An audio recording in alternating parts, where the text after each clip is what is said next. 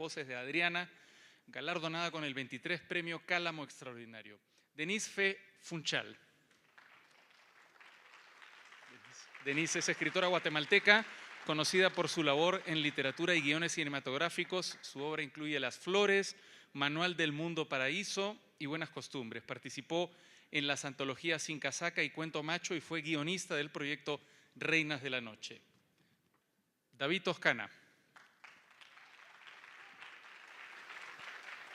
Escritor mexicano, autor de varias novelas reconocidas internacionalmente, ganador del premio Javier Villaurrutia. Su obra, que trata el fracaso y la muerte, ha recibido premios como el Antonín Artaud.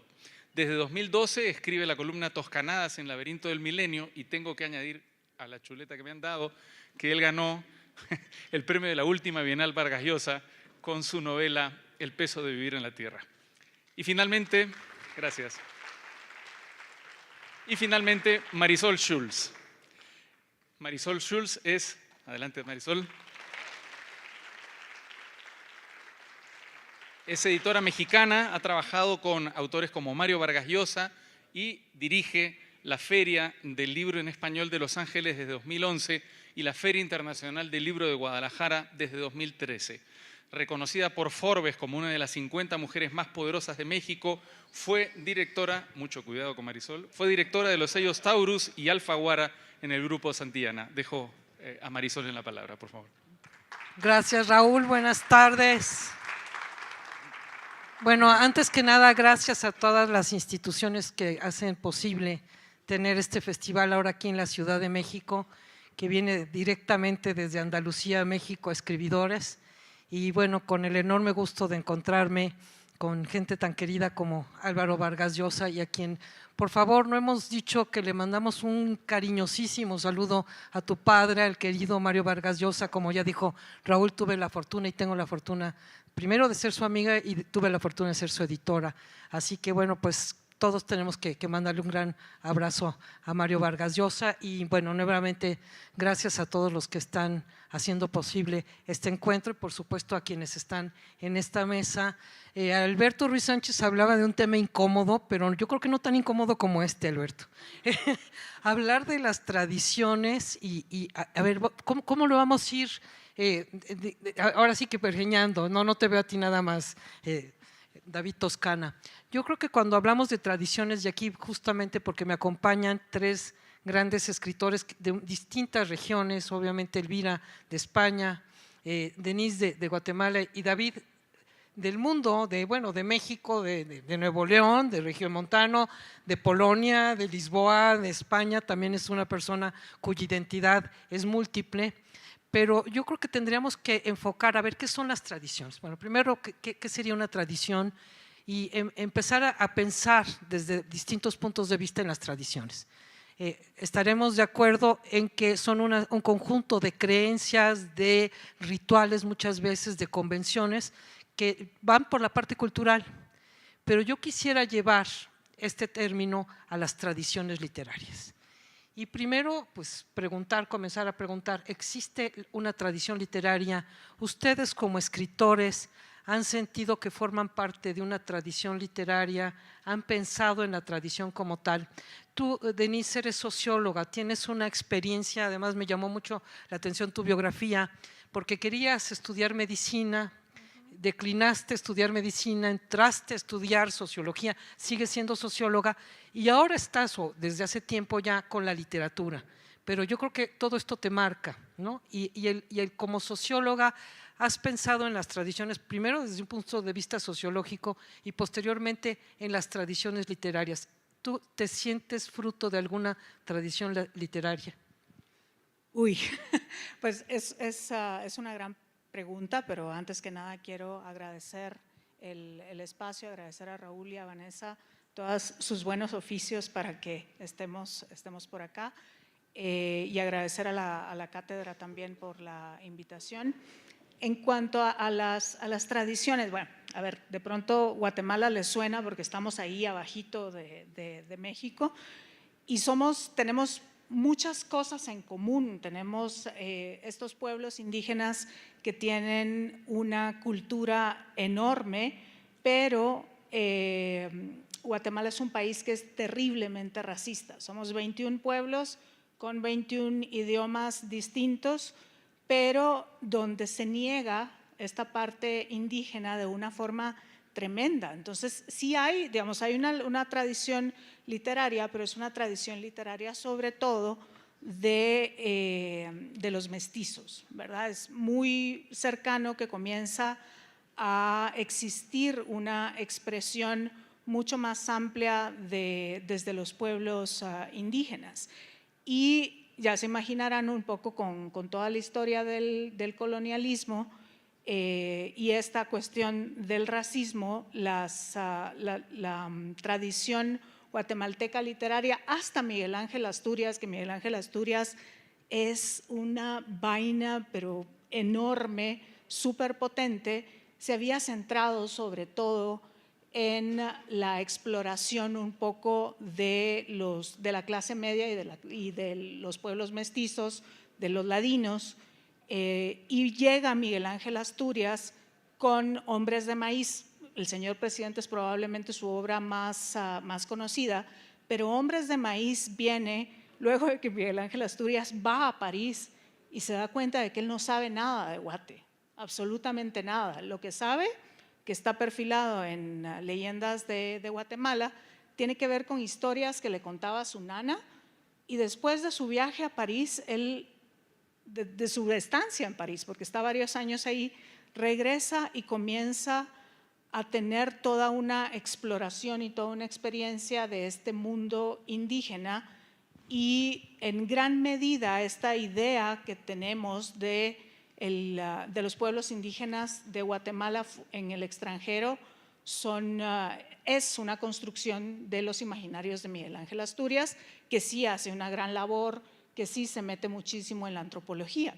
Entonces, digamos que Miguel Ángel es un punto importantísimo de quiebre, porque luego va a seguir explorando temas más mestizos, temas más políticos. Tiene una vaina maravillosa que es la trilogía bananera, que habla sobre pues, la bananera en Guatemala,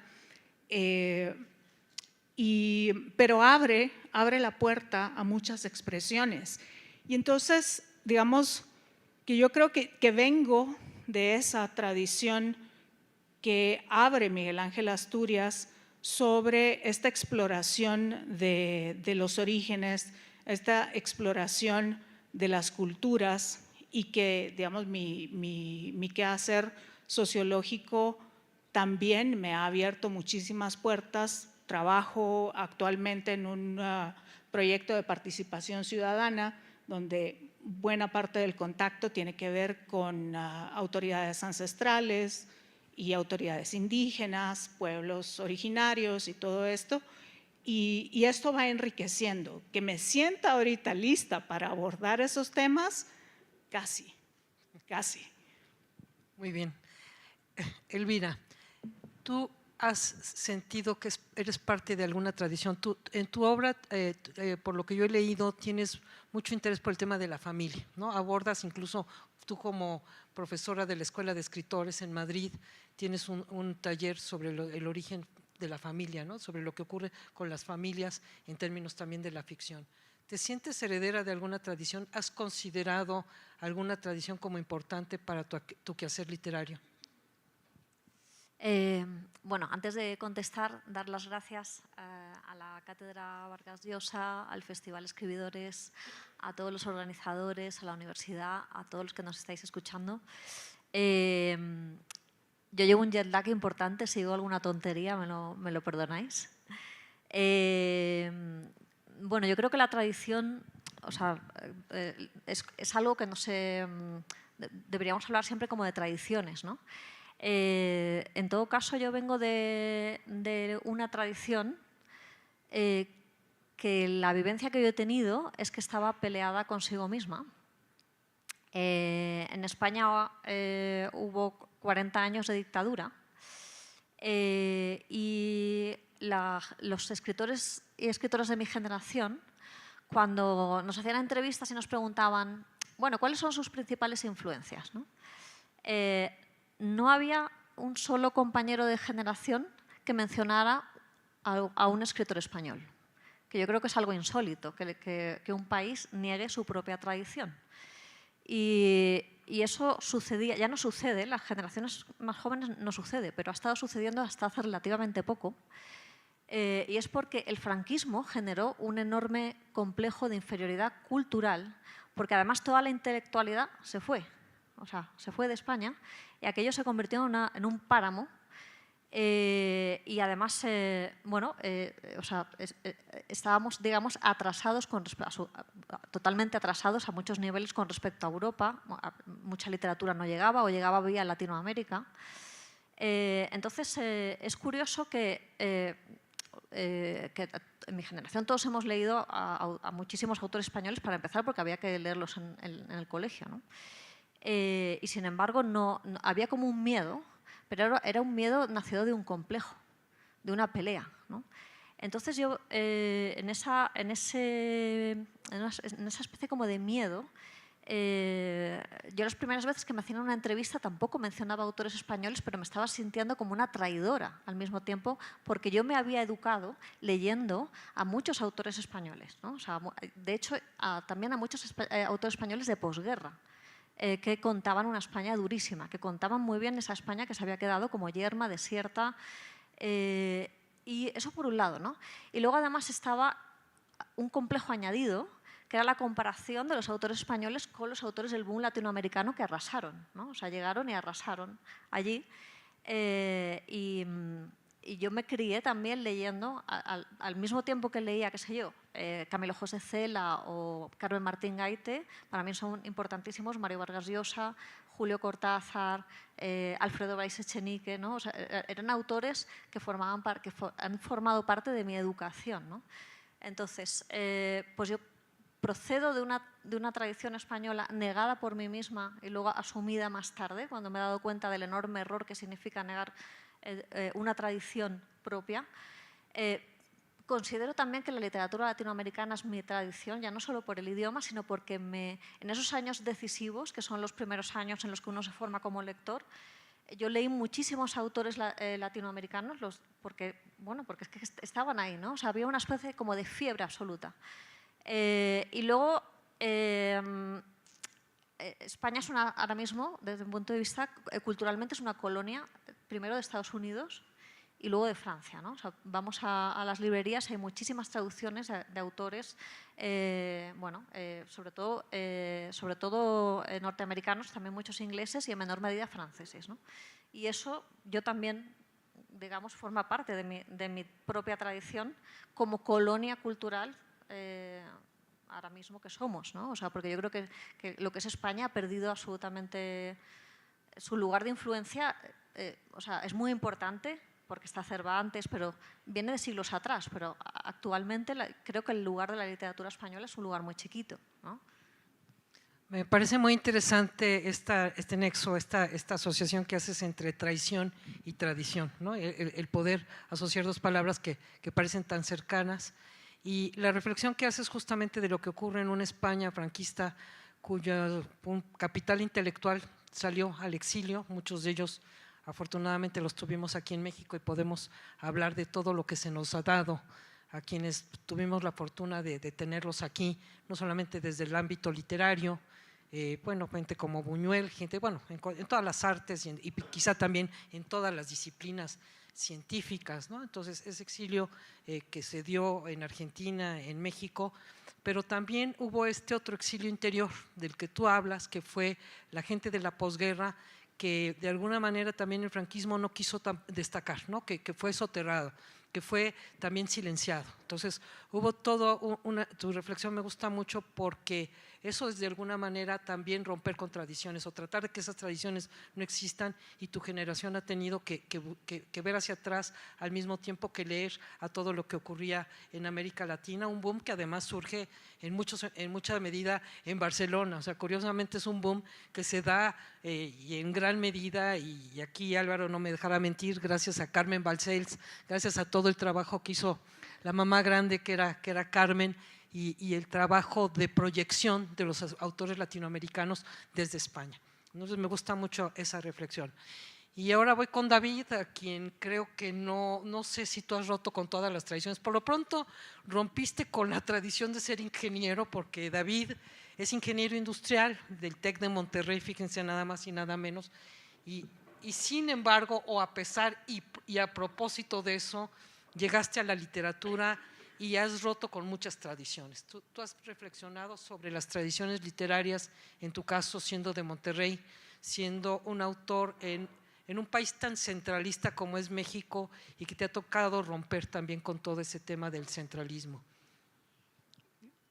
Sí, gracias Marisol, y gracias a todos por estar aquí. Para mí, por ser de Monterrey, siempre me costó trabajo aceptar la idea de las tradiciones. Entiendo, por supuesto, lo que son.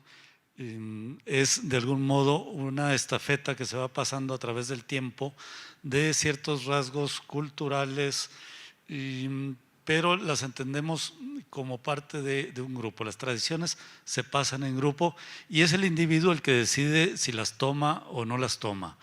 Monterrey, por supuesto, era un lugar de pocas tradiciones, en el sentido de que pues México, si uno iba al centro, tenía una cocina muy rica, tenía un folclore, tenía todo este mundo indígena que proveyó bastante de tradiciones a este país, y en el norte parece que no teníamos mucho de esto. Incluso nos señalaban constantemente, decían, la gente de Monterrey no es mexicana. Y nosotros teníamos el argumento de decir que nosotros habíamos hecho la revolución y nosotros éramos los que habían, bueno, habíamos impuesto el PRI de alguna forma en algún momento, pero finalmente Madero, Villa, Carranza, Calles, Obregón y todos estos grandes líderes, a excepción de Zapata, venían del norte. Entonces teníamos esta distancia con las tradiciones, nunca poníamos un altar de muertos. Se está poniendo ahorita porque ya tenemos muchos migrantes, mucha gente migrado hacia el norte, y porque de algún modo, para sentirnos incluidos en este México, se empiezan a insertar tradiciones que nunca fueron nuestras. El pan de muerto no lo comíamos por estas fechas, y teníamos otras tradiciones distintas que nos creaban muchas burlas. Había muchos chistes de regiomontanos que ya se cuentan poco, pero no sé por qué decían que éramos muy tacaños y nos llamaban codos. Era la expresión que se usaba para señalar a los regios, los codos de Monterrey. Y cada vez que viajaba yo aquí al DF, pues me contaban uno detrás de otro los chistes de regiomontanos, porque por supuesto que allá no los contábamos, no era nuestra tradición contar chistes de… ¿Pero contaban chistes de chilangos? No, fíjate que no había chistes de chilangos.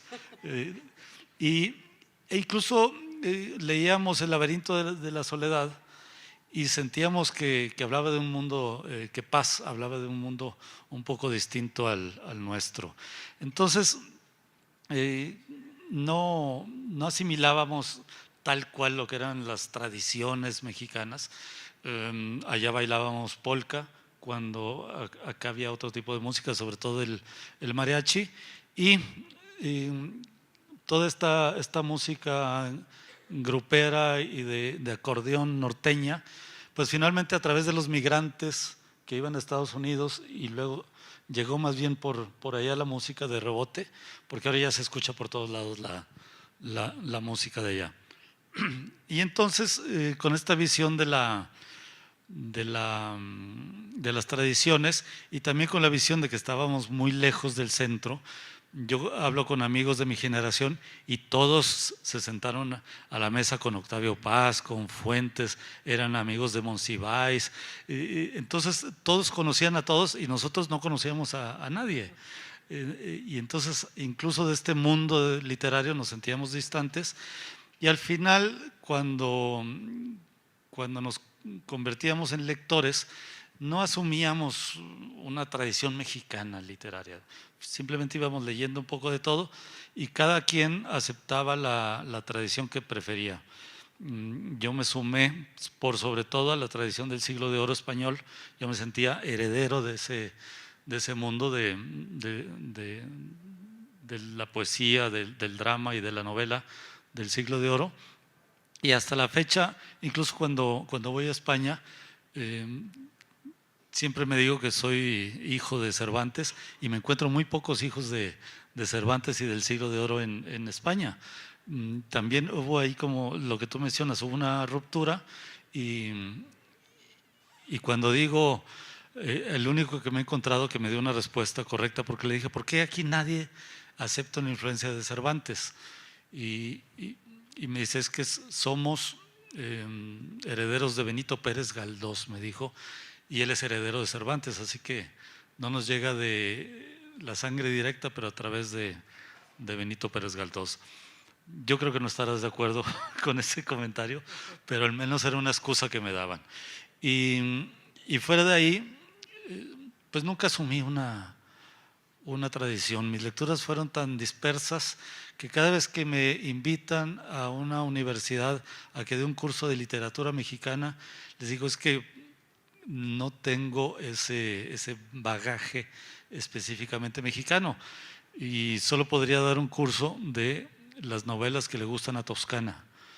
Y casualmente, o no casualmente, sino por iniciativa de un profesor en Brasil, un día fui a dar un curso que se llamaba Las novelas que le gustan a Toscana.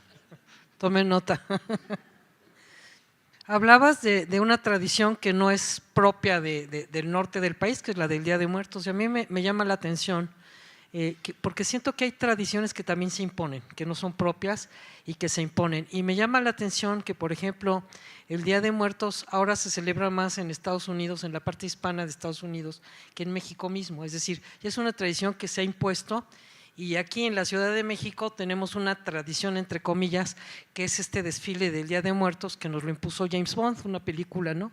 Que en realidad no era una tradición propia. Yo no me acuerdo nunca de haber tenido un desfile de catrinas, ni de calaveritas, ni nada de eso aquí en esta ciudad, y de repente ya se vuelve una tradición que nos impone el cine, ¿no? Que nos impone una película extranjera.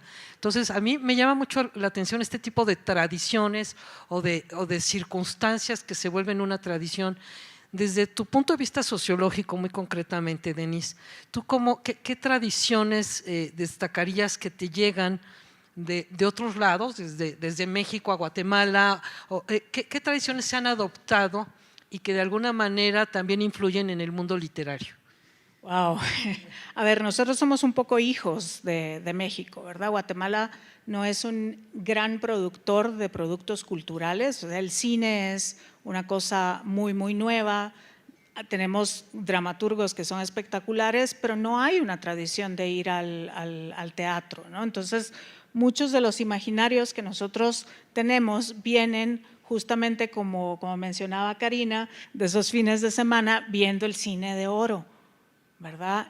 Macario, por ejemplo, ahorita que es toda esta época del Día de Muertos, es una de esas películas que yo recuerdo haber visto de niña y que me despertaron una fascinación con el tema de la muerte y con el tema de las tradiciones que hay alrededor de eso. Y ayer que se hablaba de esta como metamorfosis del idioma, Guate es terrible. Mis estudiantes, soy profe de literatura, mis estudiantes usan el Spanglish todo el tiempo, muchos de estos vienen de colegios privados, trabajo en una universidad privada, y entonces el Spanglish es algo que está ahí, que yo ya lo dejé ir, ya lo asumí, ya no me peleo con esto.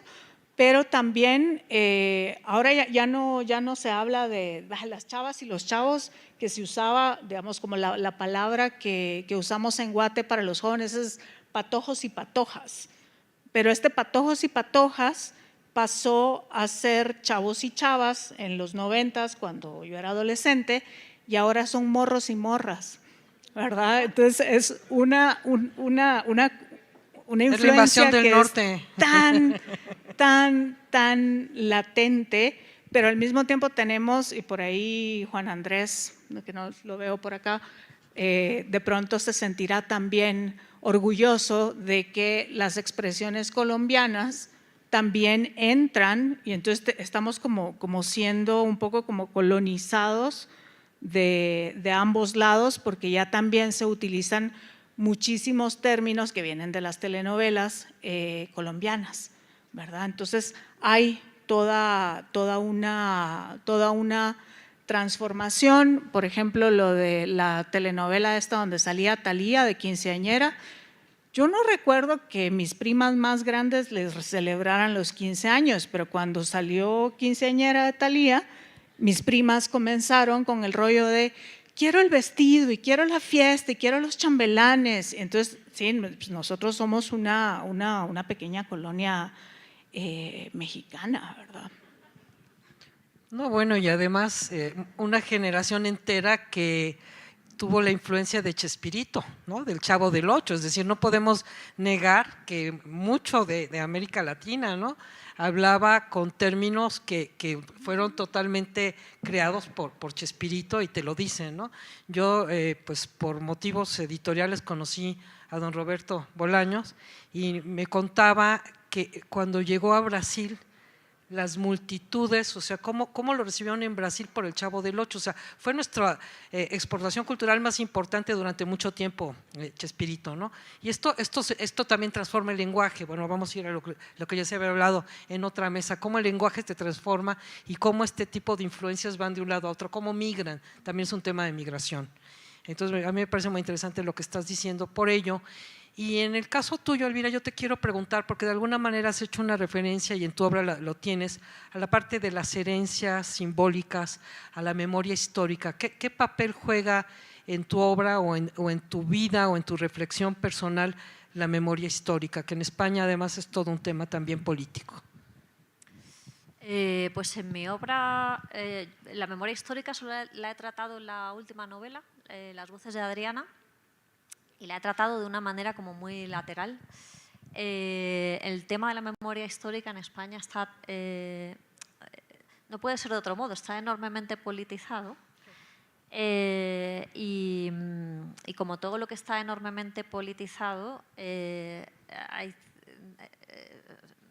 cosas que como que no se pueden decir, ¿no? O sea, el tema de la guerra, del bando ganador, del bando vencedor, se ha convertido en un asunto moral. O sea, en el bando de los vencedores todos eran buenos. Se ha hecho un relato. O sea, lo que ha pasado con la memoria en España a través de la literatura es que se conoce más de esta memoria, no por los testigos directos, porque los que narraron la guerra, pienso por ejemplo en Arturo Barea, en La forja de un rebelde, que narró magistralmente pues todo el asedio de los nacionales a Madrid. Antes había narrado la guerra de Marruecos. Entonces, por ejemplo, Arturo Barea, que tiene una posición, digamos, muy como testigo, ¿no? O sea, como testigo es una posición muy compleja, ¿no? O sea, porque fue testigo de muchas cosas entonces, por ejemplo, el testimonio directo se ha rechazado y lo mismo ha pasado con todos los que se exiliaron. Ahora se está haciendo cierta labor de recuperación, pero la gente lo que mayormente ha leído sobre la guerra civil es lo que han escrito los nietos de los exiliados. Por ejemplo, las últimas novelas de Almudena Grandes han ido de recuperar la memoria. Pero claro, ya Almudena Grandes no era testigo, ¿no? O sea, y además tenía una posición muy señalada, ¿no? Entonces lo que ha pasado es que se ha negado a los testigos y se ha puesto por encima el relato de los que han vencido después, que fueron el bando que perdieron. No sé si me explico, ¿no? Sí. En mi caso, el último libro que yo he escrito no es un libro autobiográfico, pero sí que parte de historias de mi propia familia en fin, que se podría decir que es casi autobiográfico, aunque tiene unas gotitas de ficción, casi una autoficción. Y en mi familia, los que perdieron, ¿no? O sea, Bueno, mi familia estaba dividida, como tantas familias españolas. Yo tenía un abuelo republicano y tenía una abuela que era nacional. Entonces, en la familia de mi abuela hubo 2 muertes muy trágicas por una venganza hacia mi abuelo, que era, en fin, bueno, digamos que fueron los republicanos los que se vengaron matando a 2 hijos de mi abuelo, que eran prácticamente unos niños. Entonces, eso ha pesado sobre la memoria de mi propia familia. Pero es un relato que, puesto que las víctimas están en el bando de los que se supone que no son víctimas, ¿no? A mí me ha resultado difícil contarlo, porque se supone que mi posición no era la posición de mi familia, de la familia de mi abuela, no era la de la víctima, pero ellos habían sido víctimas de la guerra, ¿no? Entonces, bueno, yo simplemente lo conté en el último libro. Y como es un tema difícil de abordar y justamente por todo lo que está ocurriendo hoy en España, ¿cómo fue recibida justamente esa historia? Con un silencio absoluto, o sea, pero también es porque esa pequeña historia es el final de la novela. Entonces, la conversación pública ahora sobre los libros es la que viene preetiquetada por la prensa. Es decir, si tu libro cae en una de las conversaciones que la prensa, bueno, establece, la prensa, las tendencias, las redes sociales, y digamos tú estás dentro de algún tipo de tendencia, tu libro se lee en función de esa tendencia, ¿no? O sea, cuando te viene un periodista a preguntar, muchas veces no te viene a preguntar sobre la novela, sino que viene a buscar el titular y viene a ver cómo utiliza tu novela para, bueno, para que le vaya bien a su periódico, ¿no? Sea del tipo que sea, ¿no? Entonces, lo que yo contaba en mi libro era muy difícil de catalogar, o sea, entonces, bueno, como es un libro de duelos, ¿no? O sea, yo cuento la historia de una enfermedad de un padre, luego cuento una serie de duelo por una casa familiar, y luego esta historia de la guerra civil viene al final y no entra dentro del discurso, no entra dentro de lo que es el relato, incluso de los relatos que están en pugna, no entra ahí. Entonces no sabían qué decir, había como un silencio. Como que no está socialmente aceptado o abiertamente. No está socialmente codificado. Codificado. Gracias. David, a ver, no te voy a hablar de… no me veas con esa cara. No me das chistes de Regis. No, bueno, ya no voy a decir nada, yo ni me lo sé. Yo te iba a preguntar por un universo tan propio como es el tuyo. Estaba hablando, Elvira, de tendencias. Yo creo que la columna Toscanadas de alguna manera nos da una idea de que tienes, y por supuesto leyendo tu obra también, que lamento decirlo, pero la conozco mejor que las de ustedes, chicas, porque además pues me tocó ser su editora tiempo atrás, pero en fin, conozco la obra de David y entiendo que tienes un universo muy propio y que le has dado un papel a la prosa que me parece muy importante. ¿Qué podrías decir de esa búsqueda de un universo tan toscaniano, tan diferente a todas las tendencias y justamente quizá por esa situación de ser del norte, de no tener estas influencias, ¿no? Por lo menos en círculos literarios de quienes vivíamos en la Ciudad de México? ¿Cómo ha sido esa búsqueda de tu universo, que por supuesto lo has logrado, y cómo ha ido evolucionando? Sí, gracias, Marisol. Cuando fuiste mi editora, yo llegué con una novela que ha sido el fracaso más grande editorial mío, que se llama Los puentes de Königsberg, pero yo llegué diciendo que era la mejor novela que había escrito y que era algo grandioso, pero siempre pasa que ese universo personal del autor no necesariamente se puede comunicar. Entonces, por mucho cariño que yo le tuviera y por mucho que trabaje en estos mundos personales, siempre ocurre que tiene que haber un poco lo que tú dices, pero también tiene que haber que el mundo se pueda comunicar. La literatura es un acto de comunicación. Es triste esta fantasía de que yo escribo para mí mismo, porque entonces pues métela en un cajón y se acabó. Pero siempre que escribimos es porque queremos llegar a otro lado. Entonces, trabajas en tus mundos, trabajas por supuesto con el lenguaje, Nunca he pensado que el lenguaje es el instrumento para contar la historia, sino que el lenguaje es el protagonista de la novela. La novela está tan construida con palabras como una obra pictórica con colores y texturas, y por supuesto que aunque tengamos una imagen en una obra plástica, pues lo que tenemos son materiales que se están usando con arte, por simplificar la palabra. Y cuando yo comenzaba a escribir, y comentaba hoy con unos alumnos de aquí en la biblioteca, hay un texto que tiene 2000 años que habla sobre lo sublime, y el autor, que no se sabe quién fue, dice que cuando escribas hay que pensar en la posteridad, que lo mencionó Alberto hace rato. Y entonces aquí el lenguaje es muy importante. Habíamos hablado de, también el día de ayer se habló de palabras que aparecen hoy y mañana desaparecen. Y de algún modo yo me he creado con un lenguaje más sólido, más universal.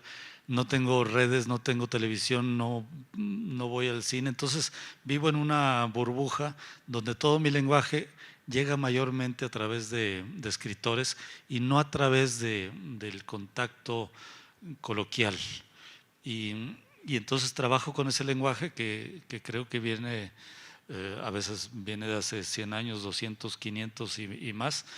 Y ya para trabajar el lenguaje, otro que decía este autor, decía, asume quiénes son tus maestros. Tampoco se puede simplemente decir uno que leyó mucho y que admira muchas cosas, pero irse al papel y sentirse que yo soy yo y no me parezco a nadie, ¿no? Venimos y uno tiene padres y uno tiene influencias y uno tiene que demostrar en el papel que aprendió de esos maestros y no que es un espontáneo que con facilidad de palabra. Y tercero, decía este hombre, y que para mí ha sido esencial este consejo, es que ya que tengo mis maestros, imagínate siempre que estás escribiendo que los tienes aquí atrás y que te están viendo lo que escribes. Y entonces, lo platicábamos hace rato, yo escribo una frase y está Onetti detrás de mí.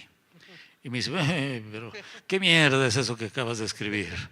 Y entonces yo tengo que voltear y decir, no, perdóname Juan Carlos, y lo borro y vuelvo a hacer hasta que le digo, ¿te parece que quedó bien? Y me dice, bueno, pasa, vamos a otra cosa. Y así me aparecen, no siempre Onetti. No porque Álvaro está aquí, y no porque sea la cátedra, pero aparece Mario, aparece Vargas Llosa, aparece Rulfo, aunque Rulfo se me queda dormido a veces y no me dice nada, y ya le tengo que dar yo el codazo y me dice, despierte maestro. Sí, despierte maestro, y ya le sirvo otra copita y entonces ya me dice algo, pero siempre tienes que, si uno piensa en que están por ahí los lectores y te vas a comunicar con ellos, pues entonces tienes que pensar en esos lectores que son tus padres, que son tus maestros y que son los que más duramente te van a calificar. Y no es fácil tener estos tipos ahí atrás cuando uno escribe, pero ahí los tengo. Sí, me gusta mucho eso que dices, ¿no? De tener esos maestros, de serles fieles en cierto sentido, de ser fiel a esa procedencia literaria, ¿no? De donde tú has abrevado lecturas, donde tú también has tomado partes del lenguaje. En el caso tuyo, pues el no tener redes también te marca de una manera muy particular. Y yo te preguntaría, Denise, ¿quiénes han sido tus maestros? ¿Cómo has encontrado? ¿Cuál es la búsqueda de tu voz original a partir de maestros? Y si cuando escribes tienes no solamente a esos maestros atrás como los tiene David, sino también a un lector potencial en la mente, es decir, ¿tienes la idea de un lector al que va a llegar tu obra? A ver, creo que mi maestro por formación fue un escritor salvadoreño que se llama Rafael Mengíbar Ochoa, que vivió en México muchísimos años y en algún momento regresa a El Salvador, hereda un poco como por designación divina un proyecto que se llamaba la Casa del Escritor, que era donde era la casa de Salarrué, que es un gran cuentista salvadoreño. Y entonces él tiene este proyecto, el Estado salvadoreño le pagaba para que los escritores llegaran, la gente que estaba formándose llegara a escribir. Él era poeta, era dramaturgo, era novelista, era un tipo fantástico y estaba ahí de 8 a 5. Y entonces uno podía llegar. Yo lo conozco en una feria del libro, después de haber pasado una enorme decepción en un taller literario donde el tipo agarró mis textos y me dijo, esto es porquería. Y veo el nombre de Rafa en un periódico, en una convocatoria, y digo, esto es lo último que hago, va a ser lo último que hago. Mando un cuento, que de hecho luego se hace un corto, que el corto se va a Cannes sobre este cuento. Y ¿Cómo se llama tu cuento? Se llama Chapstick, está en el hall de la universidad, un libro muy lindo, muy duro, que se llama Buenas Costumbres, y que responde un poco a esta tradición justamente costumbrista que tiene Guatemala. Pepe Milla, que es uno de nuestros grandes costumbristas, pero esta es las buenas costumbres, ¿verdad? Entonces Rafa me adopta de alguna manera. El Salvador es un país con un potencial poético, ellos tienen más poetas que narradores. Ahorita está medio dando la vuelta. Entonces Rafa lo que más recibía eran poetas. Y llego yo, o sea, nos conocemos en esta feria del libro y fue una magia increíble. Yo tuve el privilegio de estudiar en el Liceo Francés en Guatemala, entonces tengo una tradición literaria de lecturas muy francesa, muy europea. Además que hice el bachillerato en letras y filosofía, entonces me pasé los últimos 3 años de mi formación leyendo y leyendo franceses y leyendo ingleses y leyendo alemanes, y entonces tenía, digamos, como toda esta tradición. Y Rafa me presenta de alguna manera la literatura latinoamericana, que tenía el programa de literatura guatemalteca, o más bien que correspondía al pensum guatemalteco, era bastante así como relingurimbilis, ¿verdad? Entonces no entrábamos tanto. Entonces Rafa comienza a ver mis cuentos y una de las cosas que hacía era léete esto, mira esta película. Se sentaba contigo y te decía, a ver, vamos a ver esta película, y cuando llegaba a un punto te decía, mira cómo fluye el diálogo. Entonces ese diálogo, eso es lo que vos estás buscando al momento de escribir, que fluya de esa manera.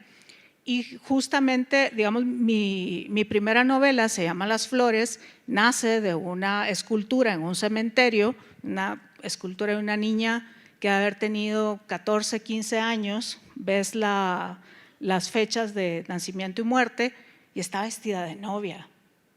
Entonces fue como esta onda de decir, bueno, ¿qué fue lo que pasó? ¿Por qué esta niña, teniendo 15, 16 años y mucho, está muerta y vestida de novia? Y entonces comienza toda una exploración, y ahí comienza Rafa a decirme, léete a Virginia Woolf, léete a Joyce, léete esta teoría de Freud, léete todas estas cosas. Y probablemente lo más hermoso, y es el legado más hermoso que me dio Rafa, fue aprender a leer como escritora.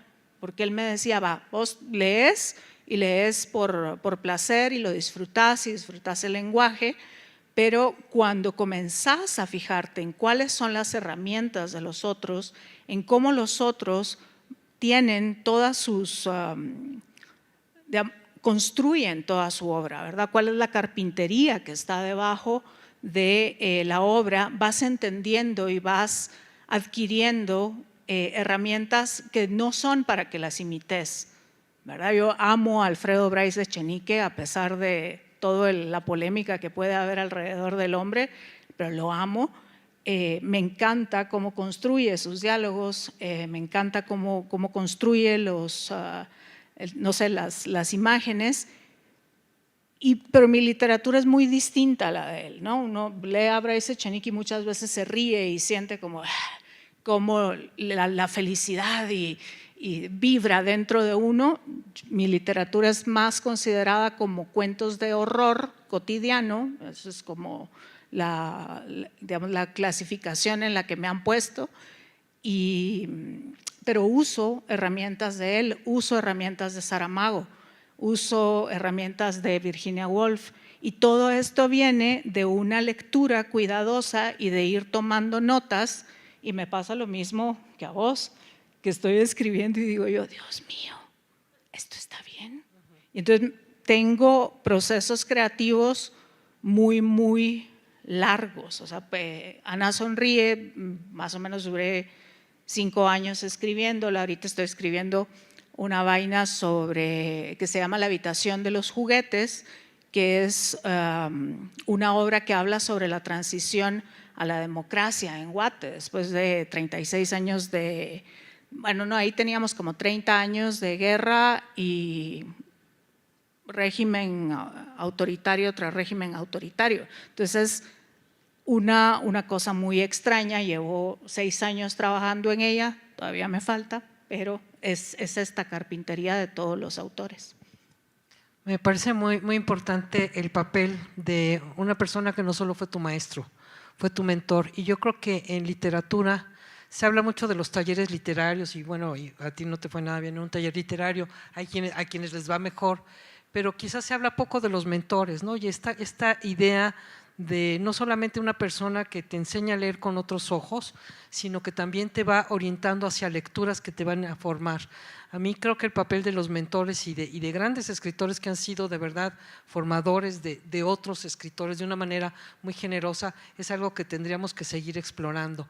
Y entonces te preguntaría, Elvira, ¿quiénes han sido tus mentores? ¿Quiénes han sido tus maestros físicamente o en términos también de una herencia literaria?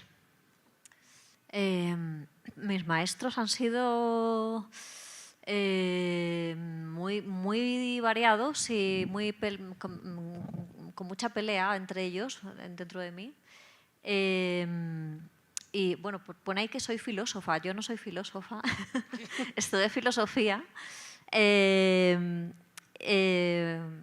yo me empeñé mucho en los primeros años o sea, tuve una vocación muy temprana y me empeñé mucho en ser un tipo de escritora con lo que yo no tenía nada que ver. Yo admiraba muchísimo a Marguerite Duras, es esta autora francesa. Entonces yo me empeñaba mucho en hacer una escritura como muy durasiana. Y me salían unos truños horribles, o sea, o sea, aquello era como una especie como de pelea constante con lo que yo era, que no sabía lo que era realmente, ¿no? O sea, para mí los maestros, esta cosa de tenerlos que matar, yo los tuve que matar un poco porque, bueno, quizá porque, de hecho, no soy filósofa, pero es verdad que vengo del campo de la teoría. En filosofía estudiábamos bueno, teoría del arte. Cuando vienes del campo de la teoría, el campo de la teoría es tremendamente peligroso porque bueno, te llenas la cabeza de cosas como que a partir del siglo XX ya no se pueden hacer narradores omniscientes porque no tienen sentido. A partir de James Joyce se tiene que escribir de esta manera. Porque ya no tiene sentido escribir de esta otra de que venía del siglo XIX, a partir de, ¿no? O sea, porque entonces yo tenía puesto la teoría como una especie como de cinturón de castidad y además admiraba mucho, bueno, pues a autores, bueno, que habían sido como muy novedosos. A Borges, por ejemplo, no tengo nada que ver, mi escritura no tiene nada que ver con Borges, pero para mí fue un maestro, aunque no tenga nada que ver. Entonces tuve que asumir el tipo de escritora que yo era, que todavía no lo sé muy bien, y para mí hubo ahí un descubrimiento que fue una escritora brasileña, Clarice Lispector. Yo andaba absolutamente perdida intentando ser Borges o intentando ser Marguerite Duras o intentando ser... y publicaron en Alfaguara, en España, sus cuentos completos.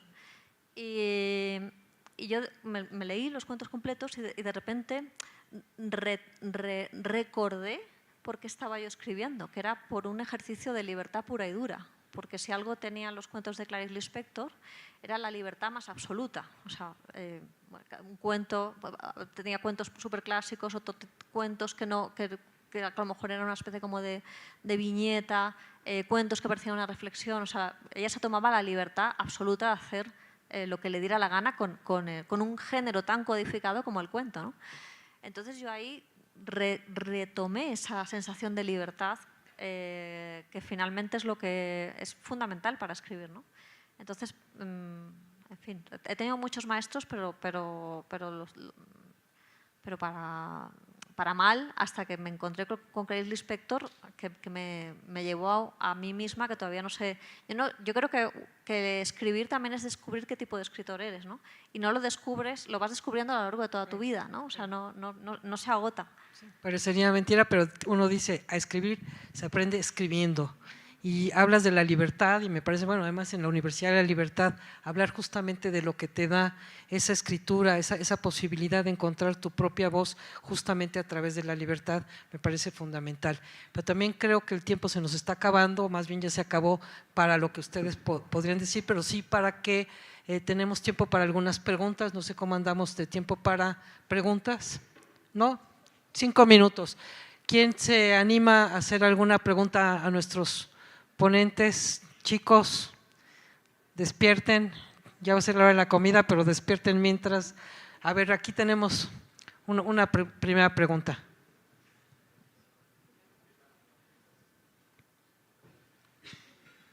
Hola, hola. ¿Qué tal? Buenas tardes. Este ejemplo que ponían sobre el desfile de Día de Muertos me despertó una pregunta bastante interesante que creo que dentro de la literatura no la he encontrado como muy presente, y es que, bueno, si bien la literatura es un arte universal, la apropiación cultural también es un debate dentro de todo el arte, ¿no? Existe la apropiación cultural dentro de la literatura y se tiene que hacer este límite de ¿es inspiración o apropiación cultural? Gracias. ¿Quién responde? David, vas. Sin polemizar, tengo que decir que la literatura es una apropiación cultural y su esencia es hacer eso, y cualquiera que diga que yo no puedo escribir tal o cual cosa porque no soy tal o cual cosa, entonces a esa persona hay que desterrarla, porque hay novelas de marcianos y que yo sepa nadie es marciano, hay novelas sobre la era de Cristo y creo que nadie la vivió, y hay tantas, la novela está para eso, para que tanto el escritor se dé gusto siendo otras cosas, como para que el lector también entre en ese mundo. Entonces,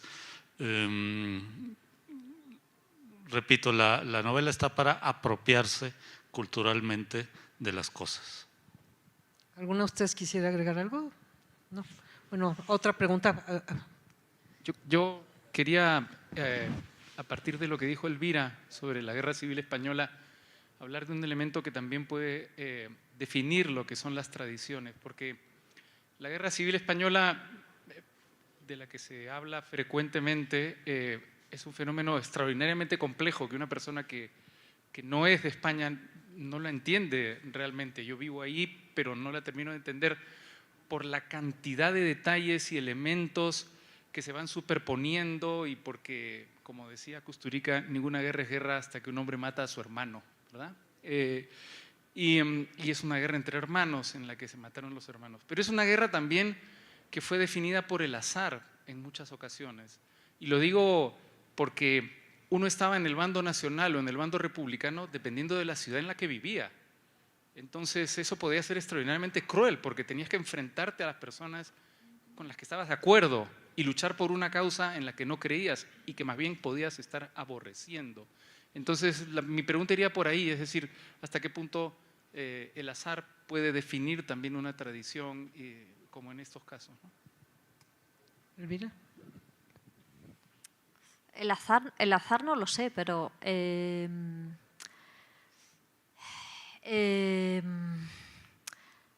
por ejemplo, que mucha gente estuvo en un bando u otro por azar, es algo que todo el mundo sabe, pero que no se cuenta.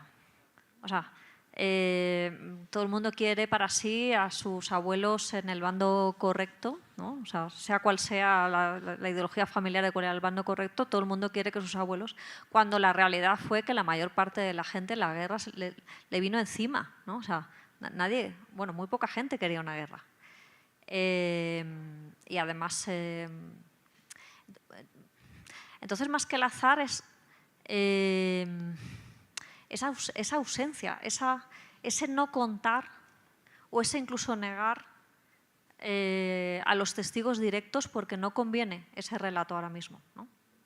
O sea, porque lo que ha habido después de lo que hubo después de 40 años de dictadura franquista y de relato de los vencedores, el relato franquista, ha sido como la revancha, ¿no? Entonces, bueno, dentro de esa revancha pues hay toda una serie de cosas que todo el mundo sabe y nadie habla. Entonces, pero no sé si introduciría yo la palabra ahí azar. Creo que terminamos, o alguna otra más. Ya no hay tiempo, no, se acabó el tiempo.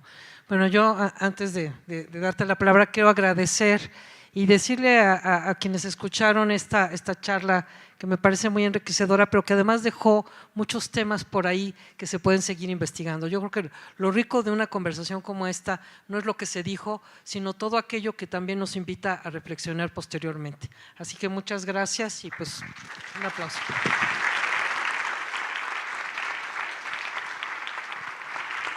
Muchas gracias a todos.